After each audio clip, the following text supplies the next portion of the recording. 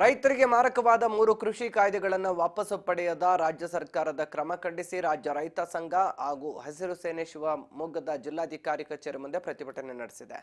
ರಾಜ್ಯ ಸರ್ಕಾರ ನುಡಿದಂತೆ ನಡೆದಿದ್ದೇವೆ ಅಂತಾರೆ. ಆದರೆ ಅವರ ಪ್ರಣಾಳಿಕೆಯಲ್ಲಿ ಹೇಳಿದ ರೈತ ವಿರೋಧಿ 3 ಕೃಷಿ ಕಾಯ್ದೆಯನ್ನು ವಾಪಸ್ ಪಡೆಯುತ್ತೇವೆ ಮತ್ತು ವಿದ್ಯುತ್ ಖಾಸಗೀಕರಣ ಮಾಡುವುದಿಲ್ಲ ಅಂತ ಭರವಸೆ ಕೊಟ್ಟಿದ್ರು.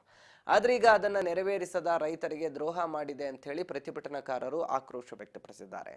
ಈ ಹಿಂದಿನ ಸರ್ಕಾರ ಕೃಷಿ ಕಾಯ್ದೆಗಳನ್ನ ಜಾರಿಗೆ ತರುವ ನಿಟ್ಟಿನಲ್ಲಿ ಅಶೋಕ್ ದಳವಾಯಿ ಅವರನ್ನ ಕೃಷಿ ಬೆಲೆ ಆಯೋಗದ ಅಧ್ಯಕ್ಷರನ್ನಾಗಿ ಮಾಡಿತ್ತು. ಜೊತೆಗೆ ರೈತ ವಿರೋಧಿ ಕೃಷಿ ಕಾಯ್ದೆಗಳ ಅಧ್ಯಯನ ನಡೆಸಿ ರೈತರ ಆದಾಯ ದ್ವಿಗುಣಗೊಳಿಸುವುದಾಗಿ ಹೇಳುತ್ತಿದ್ದ ಬಿಜೆಪಿ ಸರ್ಕಾರದ ಹಳೆ ಮಂತ್ರವನ್ನ ಹೇಳಿ ಶಿಫಾರಸು ಮಾಡಲು ತಿಳಿಸಿದೆ ಎಂದಿದ್ದಾರೆ.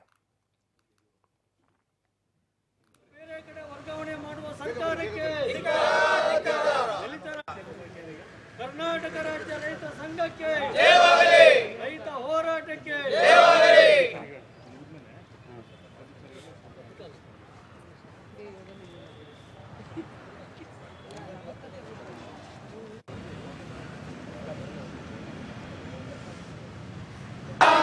ಕೃಷಿ ಕಾಯ್ದೆಗಳನ್ನು ವಾಪಸ್ ಪಡೆಯಲು ಕಾಂಗ್ರೆಸ್ ಸರ್ಕಾರಕ್ಕೆ ಕೃಷಿ ಕಾಯ್ದೆ ಶಕ್ತಿ ಖಾಸಗೀಕರಣ ಮಾಡಲು ಹೊರಟಿರುವ ಕಾಂಗ್ರೆಸ್ ಸರ್ಕಾರಕ್ಕೆ ದಲಿತರ ಹಣವನ್ನು ಬೇರೆ ಚುನಾವಣೆಯ ಪ್ರಣಾಳಿಕೆಯಲ್ಲಿ 3 ಕೃಷಿ ಕಾಯ್ದೆಗಳನ್ನು ವಾಪಸ್ ಪಡಿತೀವಿ, ಆಮೇಲೆ ವಿದ್ಯುತ್ ಶಕ್ತಿ ಕಾಯ್ದೆ ಖಾಸಗೀಕರಣ ಮಾಡೋದಿಲ್ಲ, ದಲಿತರ ಹಣ ದಲಿತರಿಗೆ ಮೀಸಲು, ಕಾರ್ಮಿಕರ ಸಮಸ್ಯೆ ಎಲ್ಲ ಬಗೆಹರಿಸ್ತೀವಿ ಅಂತೇಳಿ ಪ್ರಣಾಳಿಕೆಯಲ್ಲಿ ಹೇಳಿದರು.